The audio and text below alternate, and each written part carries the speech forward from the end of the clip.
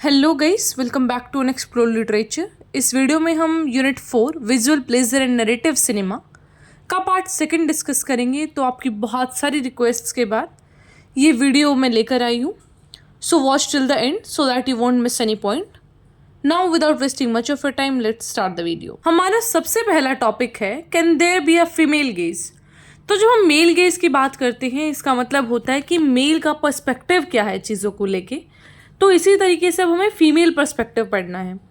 अगर हम बात करें पॉपुलर जो फिल्म्स हैं उनके अंदर तो बहुत सारे फीमेल सेंटर्ड नरेटिव्स दिखाए जाते हैं जहाँ पे फीमेल पॉइंट ऑफ व्यू को डोमिनेंट दिखाया जाता है कि भाई एक वुमेन क्या सोचती है, किस तरीके से उसने सारी चीज़ों को फाइट करके वो कैसे बाहर निकली है, how she is the independent strong women. तो वो सारी चीज़ें हैं जो हमें बताई जाती हैं। तो यहाँ हमें कुछ मूवीज़ के रेफरेंस से वो चीज़ें समझाई जाएंगी।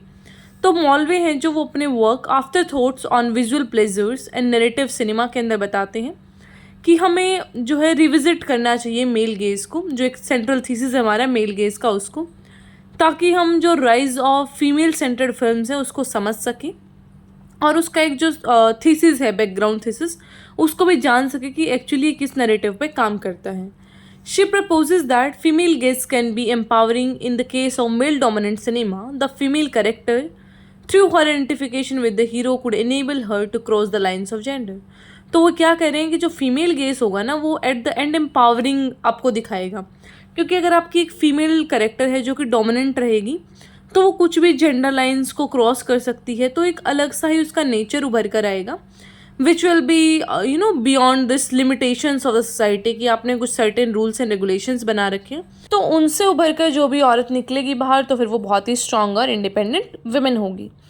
तो जो आपका मेल डोमिनेटेड नरेटिव सिनेमा है कन्वेंशनल, उसमें भी आपको कई जगह फीमेल गेज का एक स्पेस ऑफर होगा। एंड बात करें क्रिटिक्स की तो बहुत सारे क्रिटिक्स ने फीमेल एजेंसी, वॉइस और सब्जेक्टिविटी है जो सिनेमा के अंदर उसके बारे में लिख रखा है, जैसे कि काजा सिल्वरमैन, टेरेसा दे लोरेटिक्स, फिर है मैरी एन डोएन और इनके बहुत सारे जो वर्क्स हैं उसमें आपको ये सारी चीज़ें देखने को मिलेंगी जिसमें हम बात करते हैं कि फीमेल का वॉइस कैसे रहता है एक सिनेमा के अंदर और किस तरीके का उनका रिप्रेजेंटेशन है। अब हम दो मूवीज़ का रेफरेंस लेके फीमेल गेज को स्टडी करेंगे। पहली मूवी है Margarita with a straw and the second is Thelma and Louise. तो अब एक एक को देखते हैं कि कैसे ये दोनों मूवीज रिलेटेड हैं एक दूसरे से और क्या इनके जो मेजर थीम्स हैं। Margarita with the straw and Thelma and Louise ये दोनों मूवी बहुत फेमस हैं for the portrayal of the female protagonist. तो जो इनकी लीड हीरोइन है उनके पोर्ट्रेयल के लिए बहुत ज़्यादा फेमस है। ये दोनों मूवीज़ डिफरेंट डिफरेंट कल्चर्स और जियोग्राफीज़ में बेस्ड हैं, लेकिन बहुत ज़्यादा कॉमन चीज़ें हैं इन दोनों मूवीज़ के अंदर। जो दोनों फिल्म्स के अंदर फीमेल प्रोटैगनिस्ट हैं they make the spectators look at the world through the eyes, मतलब कि वो अपने ऑडियंस को इतना एंगेज कर लेती हैं कि ऑडियंस उनके नज़रिए से सारी चीज़ों को देखना शुरू कर देता है। दोनों जो प्रोटैगनिस्ट हैं वो अपनी जर्नी को बताती हैं कि कैसा उनका पोजीशन रहा from being dependent to independent, कि कैसे वो पहले पावरलेसनेस थी उनके पास, now they are into the power और वो सारी चीज़ों को लीड कर रही हैं। तो ये है जो मेजर थीम रहता है दोनों मूवीज़ के अंदर। लैला जो कि प्रोटैगनिस्ट है मार्गरेटा विद स्ट्रॉ की, वो एक यंग वुमेन है जिसको सेरेब्रल पैलेसी होता है। ये दिल्ली यूनिवर्सिटी में पढ़ रही होती है। तो सेरेब्रल पैलेसी का मतलब होता है कि abnormal development of the brain. तो दिल्ली यूनिवर्सिटी में पढ़ती हैं ये और इनका मतलब ऐसा सपना होता है कि she will become a writer.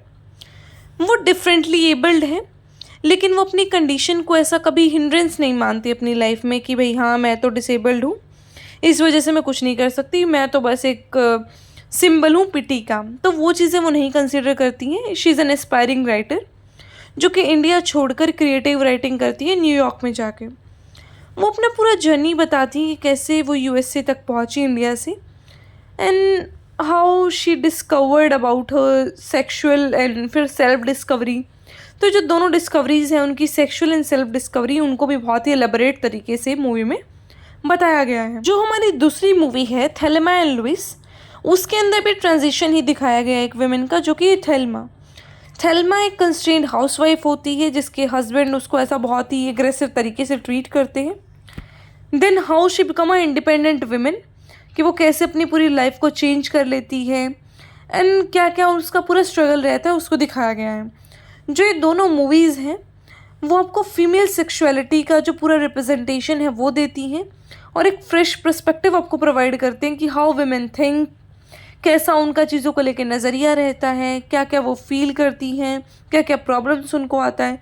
तो वो सारी चीज़ें आपको एक फीमेल पर्सपेक्टिव के थ्रू दिखाई गई है। जो मार्गरेटा विद स्ट्रॉ है वो एक्सप्लोर करती है dynamics of both female friendship और जो फीमेल का इरोटिक रिलेशनशिप होता है।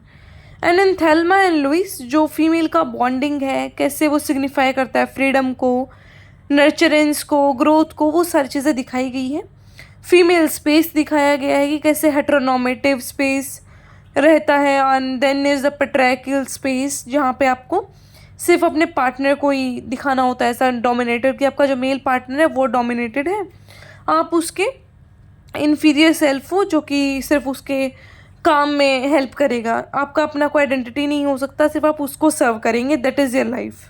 जो हमारी मूवी है थेल्मा एंड लुइस, उसके अंदर जो फीमेल कैरेक्टर्स हैं उनको ऐसा रिप्रेजेंट किया गया है जैसे वो अपने राइट्स को क्लेम कर रही हूँ अपने ही वे में। तो लुइस हैं जो एक क्वाज़ी मदर हैं, क्वाज़ी लवर फिगर हैं थेल्मा की, एंड टीचर भी हैं जो कि उनको सिखाती है एक नया तरीका, looking beyond the surface impression that people particularly man convey, कि जो सरफेस इंप्रेशन मैन देते हैं that's not the real thing. फिर है कि her act of shooting the sexual predator Thelma meets at the beginning of the movie in her unquestioning loyalty to Thelma speak of the strength of the female bond. फिर female bond को भी यहाँ पर represent किया गया है कि mail जो शूटर्स आते हैं उनकी वजह से भी उनका फीमेल का जो बॉन्ड है वो नहीं टूटता एंड अनक्वेश्चन रहता है एट द लास्ट। तो वो चीज़ें यहाँ पे लॉयल्टी दिखाती है थेल्मा की। Through voicing women centred issues in the scene that follows the film can be seen to have appropriated the power of male gaze, कि जो मेल गेज है, एक पेट्रियार्कल डोमिनेंस है, उन सारी चीज़ों को यहाँ पे क्रिटिक किया गया है कि भाई किस तरीके का एक मेल कैरेक्टर है जो वो वॉयलेंस दिखाता है अपना, विमेन को आप सुपीरियर सेल्फ दिखा के खुद को और विमेन को सब्जुगेट करते हैं, then you try to oppress her. जैसे कि हमें कई कैरेक्टर्स भी देखने को मिलते हैं बॉलीवुड मूवीज़ में जिनका बहुत पावर होता है, जैसे पॉलिटिशियंस का रिप्रेजेंटेशन दिखाया जाता है कि उनकी वाइफ ऐसा पूरा सती सावित्री टाइप्स जो घर में रहती हैं, बस पूजा पाठ करती हैं। तो हम फीमेल को दिखाई ऐसे रहे हैं कि अच्छी विमेन वही है जो घर में रह रही है और बस अपना पूजा पाठ करके सबको आरती वारती दे के प्रसाद बांट रही हैं, दैट्स हाउ वर्क। वो बस कुक करेंगी, सबको खिलाएंगी, सबको खुश रखना इज़ हर जॉब।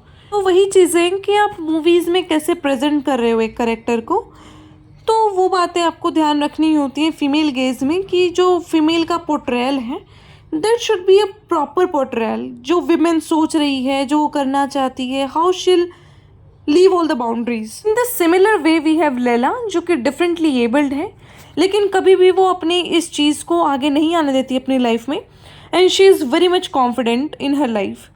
वो अपने जो कन्वेंशंस होते हैं ना, नॉर्मल एबनॉर्मल का क्राइटेरिया, उसको चैलेंज करती है एंड देन उनका reawakening on sexual and intellectual level वो भी दिखाया जाता है, कैसे she engages into love like her mother who is in charge of the house hold.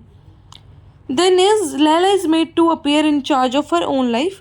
तो जिस तरीके से उनकी मम्मी थी जो वो हाउस होल्ड की इंचार्ज थी, उसी तरीके से जो लैला है वो अपनी लाइफ की इंचार्ज है। पूरा फिल्म उनके डेवलपमेंट के अराउंड है कि कैसे जो एक करेक्टर है लैला, उनका डेवलपमेंट होता है हर तरीके से, सेक्सुअल, इंटेलेक्चुअल, हर टाइप का उनका अवेकनिंग होता है। तो इन दोनों मूवीज़ के थ्रू हमें एक फ़ीमेल पर्सपेक्टिव देखने को मिलता है, जहाँ पे मेल सेंट्रिक फिल्म्स में क्या होता है कि हमें एक हीरो की गेज से, एक मेल गेज से चीज़ों को प्रेजेंट किया जाता है। लेकिन यहाँ पे जो हमारी हीरोइंस हैं मार्गरेटा में भी और जो हमारे थेल्मा एंड लुइस मूवी है, दोनों के अंदर उनका पर्सपेक्टिव हमें देखने को मिलता है कि किस तरीके से वो एम्पावर होती हैं। जो हमारे ऑडियंस है वो भी हीरोइंस की नज़रों से सारे चीज़ों को देखते हैं, ना कि ऐसा कोई गेज का मटेरियल कि भाई एक हीरोइन आएगी, उसका एक आइटम सॉन्ग हम डाल देंगे और मूवी हिट हो जाएगी। तो वो चीज़ नहीं है। हमने एम्पावरिंग दिखाया है, हमने फीमेल का पर्सपेक्टिव दिखाया है, उसकी जर्नी दिखाई है, उसकी प्रॉब्लम्स दिखाई हैं। हमने विमेन की सेक्सुअलिटी को यूज़ नहीं किया है अपनी पूरी जो मूवी है उसका एक अलग ही पर्सपेक्टिव दिखाने के लिए कि भाई हाँ वहाँ पे हीरो लड़ रहा है और यहाँ पे आइटम सॉन्ग चल रहा है। तो वो चीज़ें हमें नहीं दिखानी होती। वो होता है एक मेल सेंट्रिक फिल्म में। एक फ़ीमेल सेंट्रिक फिल्म में हमें फ़ीमेल के इश्यूज़ को रिप्रेजेंट करना होता है, उसके इनर थॉट्स को प्रेजेंट करना होता है। तो इसी के साथ आपका यूनिट 4 ख़त्म होता है।